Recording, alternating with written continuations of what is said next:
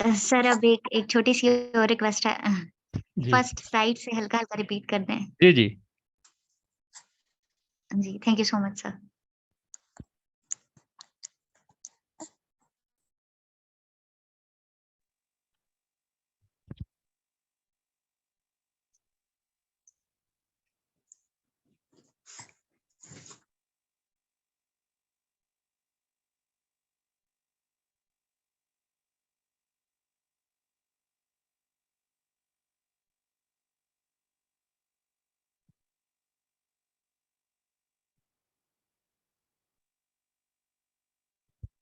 हम ना देख रहे थे सेल्स के सारे ऑर्गेनिजम्स जो हैं they are composed of simple and smaller units that are called as cells. और स्पेशली प्लांट्स और एनिमल्स जो हैं या बाकी फंजाई आपने देखे होंगे, मशरूम्स हैं जैसे, ये सारे ऑर्गेनिजम्स ऐसे होते हैं जो कि सेल से मिलकर बने हुए होते हैं। तो सेल से मिलकर बने हुए सारे ऑर्गेनिजम्स, तो उनमें सेल जो है वो बेसिक स्ट्रक्चरल और फंक्शनल यूनिट कहलाता है। सेल जैसे अभी हमने डिस्कस किया कि ये स्मॉल रूम के लिए हम इसे यूज कर लेते हैं कि एक छोटा सा रूम है, वो भी कहलाता है हमारे लिए सेल। तो चूंकि फर्स्ट टाइम जो इनका डिस्कवरर था रॉबर्ट हुक, तो रॉबर्ट हुक ने पहली दफा हमारे लिए देखा कि जब उसने स्मॉल पीस एक ले लिया प्लांट के पार्ट का, प्लांट की बार का छाल जो ऊपर प्रेजेंट होती है, स्पेशली उसका छोटा सा पीस उसने अपनी सेल्फ मेड माइक्रोस्कोप में जब ऑब्जर्व किया तो उसने देखा कि ये स्मॉल वो स्ट्रक्चर उसे नजर आते हैं just like that of the small rooms, that is why he called them as the cells. तो उसने इन्हें ना सेल्स का नाम दे दिया। तो माइक्रोस्कोप उसने बनाई अपनी सेल्फ, ज़ाहिर है उस वक्त टेक्नोलॉजी इतनी ज़्यादा नहीं, 1660s की बात है या 1665 originally it was the year. तो तब उसने देखा कि ये जो सेल हैं या स्मॉल पीसीज हैं जिनसे मिलकर एक प्लांट जो है वो बना हुआ है, ये एक एम्प्टी स्पेसिस हैं शायद। लेकिन with the passage of time हमें पता चला कि ये तो एम्प्टी स्पेसिस नहीं हैं। आज हम जानते हैं जैसे ये सेल की जब हम डायग्राम देखें ऐसी कि सिंपल, तो ये सेल जो है it is composed of large number of things, कि इसमें बाहर की तरफ स्पेशली ये आउटर मोस्ट बाउंड्री प्रेजेंट होती है सभी सेल में, और ये जो बाउंड्री है जो कि तमाम ही सेल्स में इस प्रेजेंट होती है, चाहे वो एनिमल सेल हों चाहे वो प्लांट सेल हों, सब में आउटर मोस्ट बाउंड्री प्रेजेंट है। ये बाउंड्री इसे बचा के रखती है अपने इन्वायरमेंट से, कि एक अलहदा बनाती है, इन्वायरमेंट से सेपरेट आउट करती है बाउंड्री जो कि तमाम ऑर्गेनिजम्स में प्रेजेंट होती है, या हर सेल की अपनी बाउंड्री जो है वो प्रेजेंट है। इनसाइड दिस बाउंड्री जो कुछ भी इसमें प्रेजेंट है, जितनी भी चीज़ें सारी प्रेजेंट हैं, वो कहलाता है प्रोटोप्लाज्म। प्रोटोप्लाज्म हमने याद कर लेनी है ये भी term, protoplasm living material originally is called as the protoplasm. अब इस प्रोटोप्लाज्म के हमने दो हिस्से किए हुए होते हैं।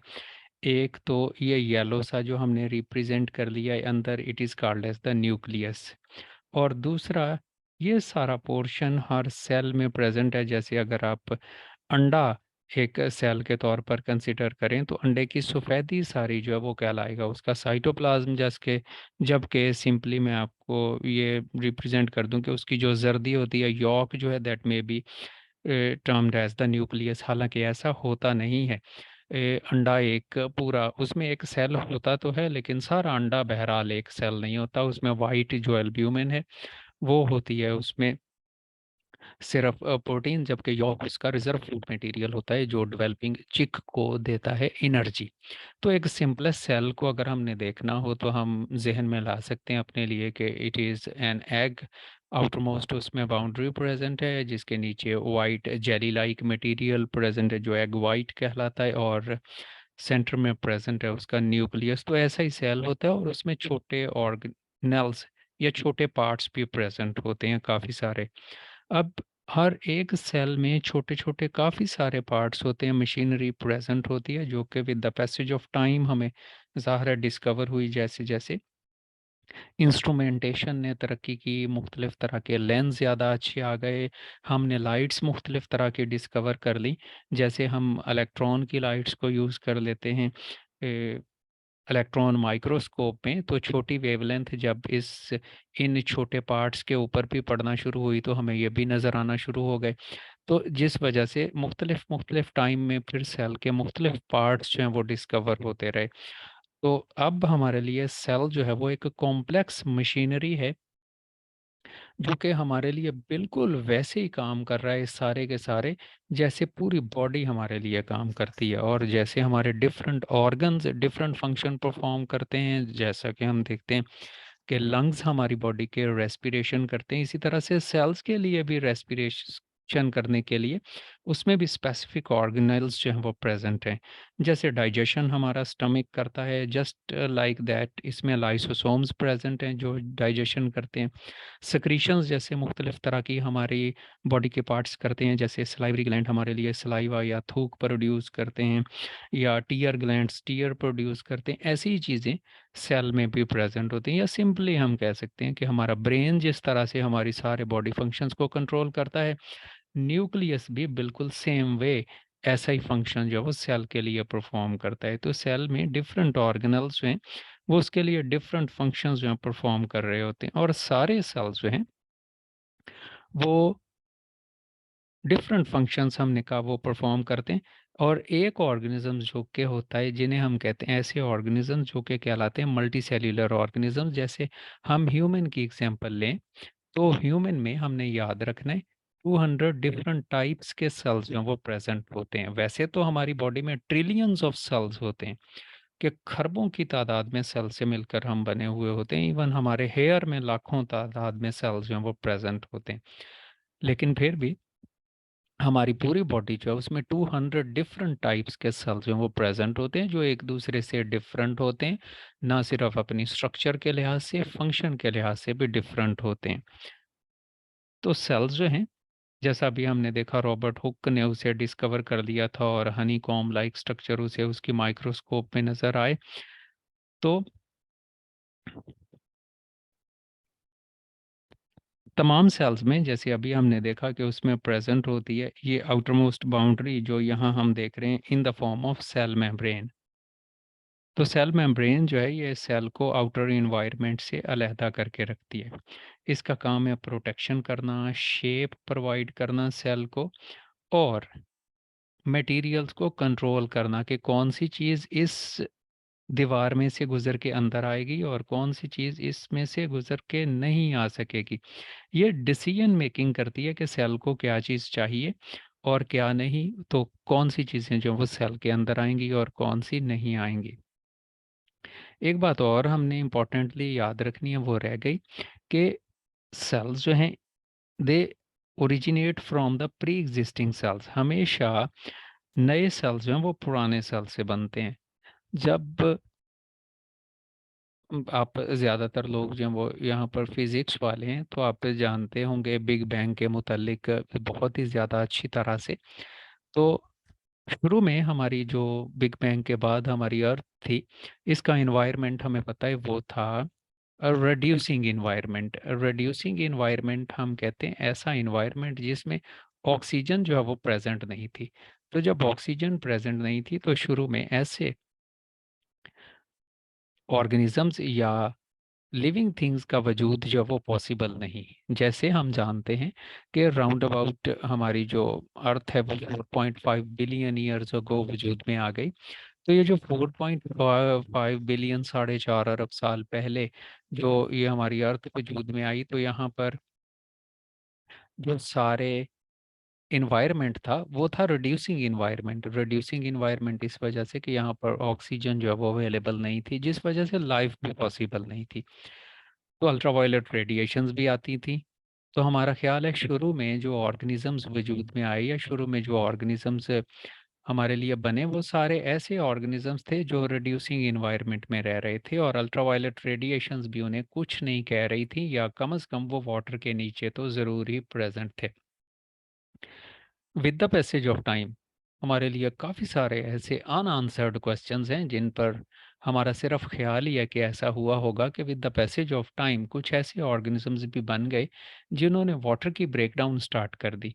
और वाटर की ब्रेकडाउन के नतीजे में हुआ ये कि जो ही वाटर टूटा उसके नतीजे में ऑक्सीजन अलहदा, हाइड्रोजन अलहदा, तो with the passage of time this reducing environment is changed into the oxidising environment. तो फिर जो है, जो ही हमारा इन्वायरमेंट ऑक्सीडाइजिंग इन्वायरमेंट बना, अब ऐसे ऑर्गेनिजम्स के लिए जिंदा रहना मुश्किल हो गया जो रिड्यूसिंग इन्वायरमेंट में जिंदा थे। तो ऐसे लोग जिनका ख्याल है कि इवोल्यूशन होती है, ऑर्गेनिजम्स जो हैं वो लिविंग थिंग्स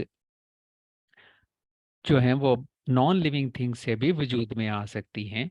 जैसा कि हमारा ओल्ड आइडिया था कि पहले ऑर्गेनिजम्स जो हैं सादा तरीन जो सबसे छोटे ऑर्गेनिजम्स थे वो ऑटोमेटिकली बन गए होंगे। लेकिन आजकल हम कहते हैं कि वो ऑटोमेटिकली नहीं बनते। तो इसके लिए जो आंसर हमें दिया जाता है वो ये कहा जाता है कि शुरू में चूंकि इन्वायरमेंट हमारा था ये रिड्यूसिंग, यहाँ पर ऑक्सीजन अवेलेबल नहीं थी जिस वजह से, और अल्ट्रावायलेट रेडिएशंस के आने की वजह से भी शायद शायद लाइफ जो है वो ओरिजिनेट हो गई होगी। लेकिन अब चूंकि हमारा इन्वायरमेंट है ऑक्सीजन वाला, ऑक्सीडाइजिंग इन्वायरमेंट है, इस वजह से ये पॉसिबल नहीं है कि लिविंग थिंग्स जो हैं वो नॉन लिविंग थिंग्स से वजूद में आ सकें। तो इसी वजह से आज हम जानते हैं कि सेल्स जो हैं हमारे वो सारे प्री एग्जिस्टिंग सेल से ही वजूद में आते हैं। पहले अगर ऑर्गेनिज्म प्रेजेंट होगा तो ही उससे नए ऑर्गेनिजम्स में बनेंगे। जैसे एक बैक्टीरियम अगर दुनिया में प्रेजेंट है तो फिर ही पॉसिबल है, अगर ये पहले से प्रेजेंट है तो डिवाइड करके दो बैक्टीरिया बना सकें। सिंगुलर हम कहते हैं बैक्टीरियम, और सारे प्लूरल जो है वो हमारे लिए कहलाएगा बैक्टीरिया। तो जब एक दफ़ा ऐसे सेल वजूद में आ गए तो उनके बाहर की तरफ ये जो बाउंड्री बनी, that boundary is called as plasma membrane और सेल मेम्ब्रेन। तो ये जो प्लाज्मा मेम्ब्रेन और सेल मेम्ब्रेन है, ये अभी हमने देखा कि ये हमने याद रख लेनी है बात के, कंट्रोल करती है मटेरियल्स की ट्रांसपोर्टेशन को, कि सेल के अंदर कौन सी चीज़ें आएंगी और कौन सी चीज़ें सेल में ट्रांसपोर्ट नहीं होगी, और शेप भी प्रोवाइड करती है। एक और इम्पॉर्टेंट बात हमारे लिए वो ये कि सेल मेम्ब्रेन या प्लाज्मा मेम्ब्रेन जो है, it is the outer most boundary in animal cells only. किन में होती है? एनिमल सेल्स में सबसे बाहर की तरफ ये प्रेजेंट होती है। जबकि प्लांट्स भी तो ऑर्गेनिजम्स हैं और फंजाई भी ऑर्गेनिजम्स हैं। तो प्लांट्स में आउटर मोस्ट बाउंड्री हमने याद रखनी बात के, it is not the cell membrane. Outside this cell membrane there is present another wall, another protective layer in plants is present, that is called as cell wall। तो plants में एक additional layer cell wall present होती है जो इन्हें maximum protection provide करती है as compared to that of animals. यही वजह है कि हम देखते हैं प्लांट के सेल्स जो हैं वो ज़्यादा हार्ड होते हैं, ज़्यादा टफ होते हैं as compared to that of animal cells. तो प्लाज्मा मेम्ब्रेन हमारे लिए एक्ट करती है एक गेट कीपर के तौर पर। अभी जैसे हमने देखा कि ये अगर हम बना लें एक सिंपल सी डायग्राम हमारे सेल की, तो बाहर की तरफ तो इसमें प्रेजेंट है ये सेल मेम्ब्रेन या बाउंड्री प्रेजेंट है, और इस मेम्ब्रेन के इनर साइड पर प्रेजेंट है सारा साइटोप्लाज्म। हमने कहा था कि सारे लिविंग मटेरियल को तो हम कह देते हैं कि ये प्रोटोप्लाज्म होता है। तो साइटोप्लाज्म प्रेजेंट है, और साइटोप्लाज्म के भी सेंटर में मोस्टली लोकेट है न्यूक्लियस। हमने न्यूक्लियस को, सारे प्रोटोप्लास्ट को दो हिस्सों में डिवाइड कर लिया, एक साइटोप्लाज्म और second one is the nucleus. तो साइटोप्लाज्म एक जेली लाइक मटेरियल है, just like that of the white in the egg. बिल्कुल इसी से मिलता जुलता जेली लाइक मटेरियल होता है। और ये साइटोप्लाज्म सिर्फ जेली लाइक नहीं है, इसमें भी काफ़ी सारे छोटे सेल के पार्ट्स हैं वो प्रेजेंट हैं। और ये जो छोटे पार्ट्स प्रेजेंट होते हैं इस सेल के अंदर छोटे छोटे, वो डिफरेंट फंक्शंस परफॉर्म करते हैं सेल के लिए, just like that of organs for the body. जैसे मुख्तलिफ तरह के ऑर्गन्स अभी हमने पहले भी एग्जाम्पल ली हमारे लिए करते हैं फंक्शंस मुख्तलिफ तरह के। अब हर एक, हमने अभी कहा कि हमारा जो सेल था इसमें आउटर मोस्ट बाउंड्री प्रेजेंट होती है और सेंटर में प्रेजेंट है न्यूक्लियस। यूजुअली सेंटर में होता है, नॉट ऑलवेज। तो usually located near the centre जैसे हमने कह दिया यहाँ पर। और इस न्यूक्लियस में प्रेजेंट है सबसे इम्पॉर्टेंट चीज़, वो चिप प्रेजेंट है। ए- ऐसी चिप जिस पर हमारी सारी इंफॉर्मेशन लिखी हुई होती है। और जिस चिप पर हमारी सारी इंफॉर्मेशन लिखी हुई है कि हम कैसे होंगे, हमारी वॉइस की पिच कैसी होगी, हमारी हाइट, हमारा कलर, हमारी इंटेलिजेंस, हर एक चीज़ हमारी जो लिखी है कि हम किस तरह से होंगे, कितनी ज़िंदगी जिएंगे, कैसे-कैसे मुख्तलिफ तरह के करैक्टरिस्टिक्स जो हैं सारे उनको कंट्रोल करने के लिए जो चिप है that is called as the DNA chip. DNA का नाम भी आप जो है वो इससे फ़ैमिलियर हैं सारे। और ये जो डीएनए होता है, ये अकेला ही हमारे न्यूक्लियस में या हमारी चिप फॉर्म नहीं करता। इसके साथ एक और शय भी प्रेज़ेंट होती हैं, वो हैं प्रोटीन्स। तो दोनों ओरिजिनली इंफॉर्मेशन स्टोरिंग जो मॉलिक्यूल है वो है सिर्फ डीएनए, लेकिन उसकी हेल्प करने के लिए प्रेजेंट होते हैं प्रोटीन। प्रोटीन आपने देखी है, जैसे एग एल्ब्यूमिन प्रोटीन है, हमारा सारा गोश्त जो होता है वो प्रोटीन होता है, हमारे हेयर भी प्रोटीन है, हमारी नेल भी प्रोटीन होते हैं। तो डीएनए जो कि एक डबल हेलिकल ऐसा कि एक मॉलिक्यूल होता है जो मुख्तलिफ तरह के और छोटे मॉलिक्यूल से मिलकर बना हुआ होता है, इस पर हमारी सारी इंफॉर्मेशन लिखी हुई होती है। जब ये मिलता है मुख्तलिफ तरह की प्रोटीन्स के साथ, जिन्हें हम यहाँ एक और कलर से, जैसे ये हम ऑरेंज कलर से इन्हें रिप्रेजेंट कर लेते हैं, तो ये स्पेसिफिक कोई शेप अरेंजमेंट में आ जाते हैं। जैसे इस तरह के आपने ना अक्सर देखे होंगे ऐसे एक फूल से बने हुए, ये वाले these are called as chromosomes. Chrome हमें पता है कहते हैं कलर को, और सोम हम कहते हैं बॉडीज को। तो coloured bodies, chromosomes means coloured bodies. तो ये जो कलर्ड बॉडी, हमने इसको नाम क्यों दिया इन क्रोमोसोम्स को, इस वजह से दे दिया हमने कि पहली दफा जब हमने न्यूक्लियस को स्टेन करने की कोशिश की, रंग देने की कोशिश की न्यूक्लियस को, तो हमने देखा न्यूक्लियस में कुछ थ्रेड लाइक स्ट्रक्चर हैं। ऐसे को कोई थ्रेड लाइक स्ट्रक्चर प्रेजेंट है, जब हम स्टेन करते हैं, इनको रंग देते हैं, तो इनकी स्टेनिंग हो जाती है। इसी वजह से हमने इन तमाम जो थ्रेड लाइक स्ट्रक्चर्स थे inside the nucleus, we named them as the chromosomes. तो क्रोम तो हम क्लियर हैं इसके मुतालिक कि ये कहलाता है कलर, और सोम या सोमा मीन्स बॉडीज।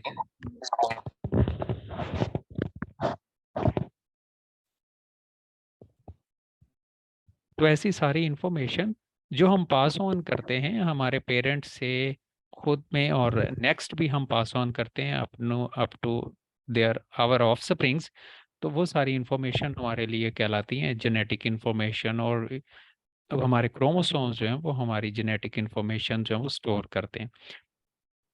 अब कुछ ऐसी चीज़ें भी हैं जो हम अपने वालिदैन से इनहेरिट करते हैं, लेकिन वो सारी ऐसी होती हैं जो उनका जेनेटिक्स से या क्रोमोसोम से कोई ताल्लुक नहीं होता।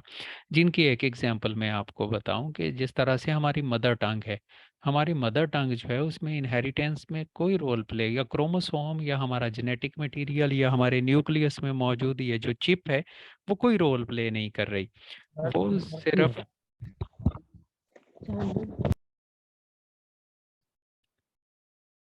ये हम प्योरली इनहेरिट करते हैं अपने इन्वायरमेंट से और अपने पेरेंट्स से। इसी वजह से हमने उसका नाम जो है मदर टंग रख दिया। तो न्यूक्लियस असल में हमारा कंट्रोलिंग सेंटर होता है हमारे सेल का, कि हमारा सेल क्या काम करेगा, क्या फंक्शन परफॉर्म करेगा, या किस इन्वायरमेंट में कौन सा बिहेवियर शो करेगा, ये हमारा कंट्रोल सेंटर या न्यूक्लियस परफॉर्म कर रहा होता है। हमने ये भी याद रख लेना है कि सारे ही सेल्स में न्यूक्लियस प्रेजेंट नहीं होता। ज़रूरी नहीं है कि न्यूक्लियस जो है वो ज़रूर ही प्रेजेंट हो। जैसे एक एग्जांपल मैं आपको दूं कि हमारे एक ख़ास तरह के सेल्स होते हैं that are called as the red blood sales.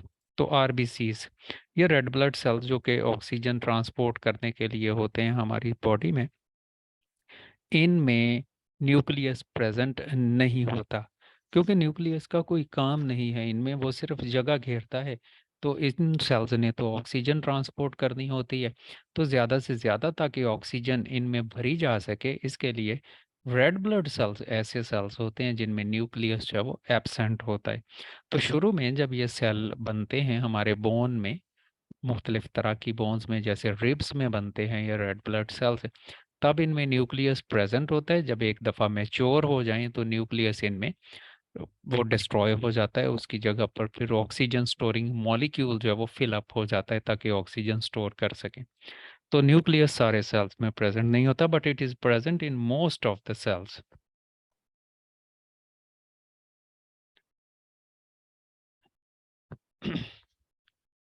अब न्यूक्लियस को ही हम कंटिन्यू करते हैं यहाँ पर, तो हम देखते हैं कि न्यूक्लियस जो है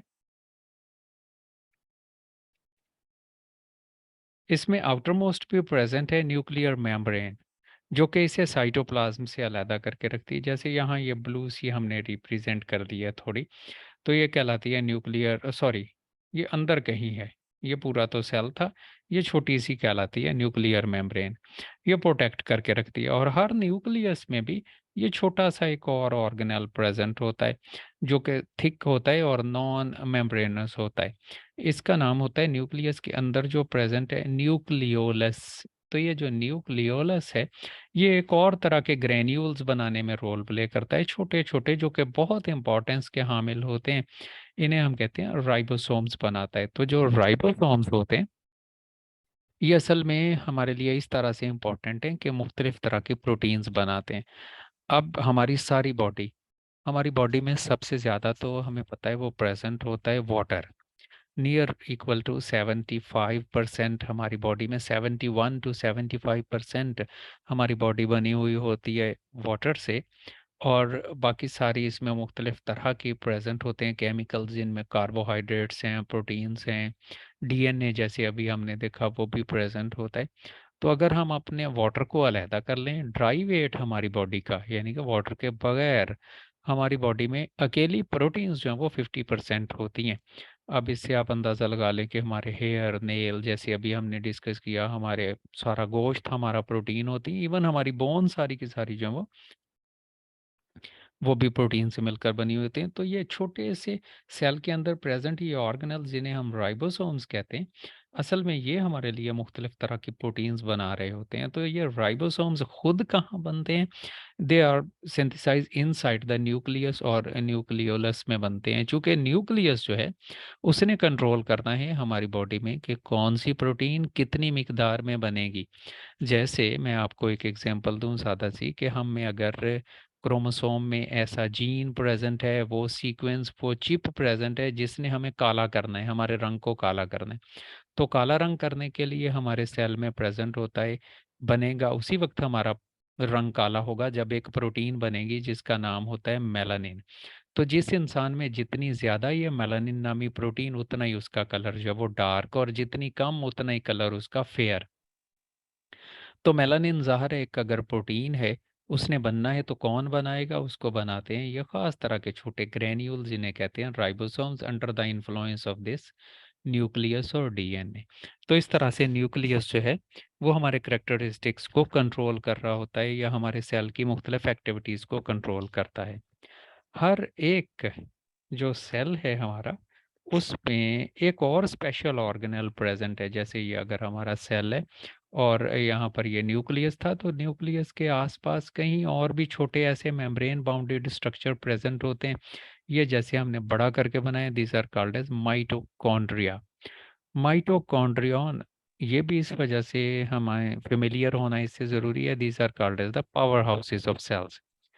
तो हमारे सेल के लिए पावर हाउस बनाते हैं।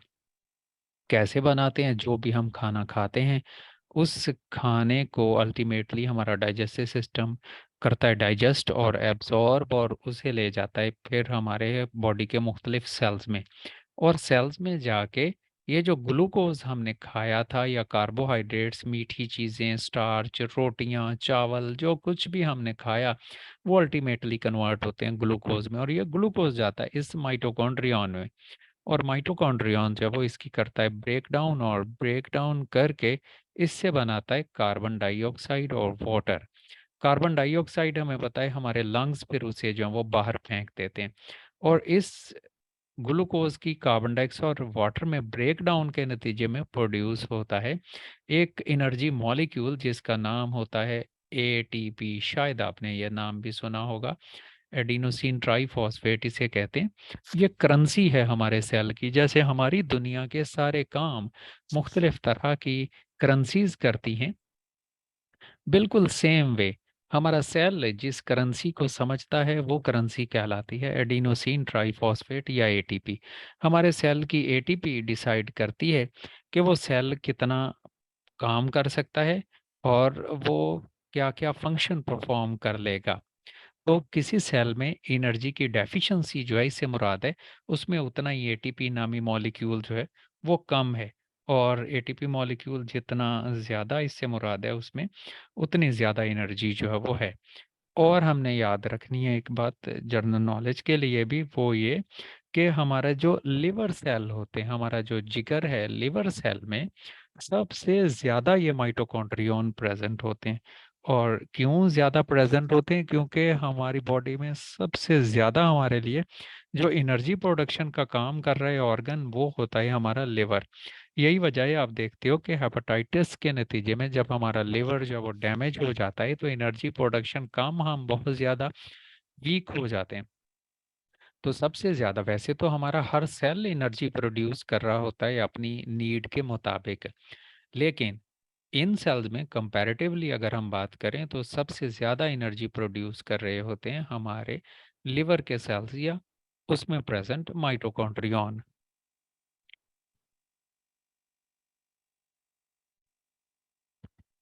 प्यारे भाइयों, इनमें से कोई सवाल हो आपके ज़हन में या पता ना चला हो कुछ बातों का, तो प्लीज़ आप क्वेश्चन कर लें।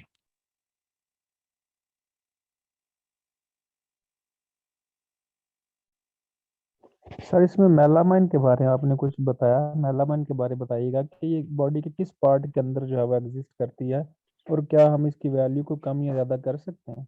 मेलानिन मैंने कहा, NIN, मेलानिन। ये मेलानिन हाँ ना सॉरी। एक एक स्पेसिफिक प्रोटीन है, कोई बात नहीं, हमने याद रख लेनी है बात।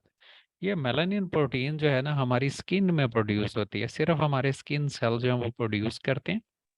और एनवायरनमेंट भी इसमें इम्पोर्टेंट रोल प्ले करता है। अगर हम धूप में फिरेंगे ना तो हमारे मेलानिन प्रोडक्शन ज़्यादा हो जाएगी, और अगर हम धूप से बच जाएंगे, सन स्क्रीन यूज़ कर लेंगे या अंदर रहेंगे तो कम प्रोड्यूस होगी ये मेलानिन जो है।